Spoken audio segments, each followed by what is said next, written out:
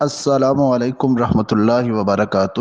جی یہ ایک دوست کا کویشچن تھا کہ وہ بلندی سے گرا موٹر سائیکل پر، پھر وہ قبر میں گر گیا، تو پھر پولیس والے بچانے آئے اور وہاں سے دھواں نکلنے لگا اور پھر آگ کی بڑی لمبی لمبی لائٹیں وہاں سے نکلنے لگیں اور وہ وہاں آگ جل رہی تھی۔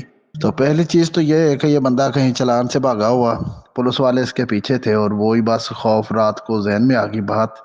ظاہر چیز تو یہ ہو سکتی ہے یا اس سے پہلے کوئی اس طرح کا واقعہ ہوا تو وہ ذہن میں آ گیا، تو یہ پریشان کن خواب ہے۔ دوسری چیز یہ ہے کہ اگر اس طرح کا کوئی اس نے خواب دیکھا ہے اور وہ واقعی کوئی اللہ کی طرف سے حقیقت ہے تو پھر اس بندے کو توبہ استغفار کرنی چاہیے۔ اس بندے کو اللہ نے شاید موقع اور وارننگ دی ہے کہ تو اپنے اعمال و افعال کو درست کر، اپنے معاملات کو صحیح کر، رسول اللہ صلی اللہ علیہ وسلم کے نقش قدم پہ چلنے کی کوشش کرو اور شریعت محمدیہ کے مطابق اپنی زندگی کو بناؤ۔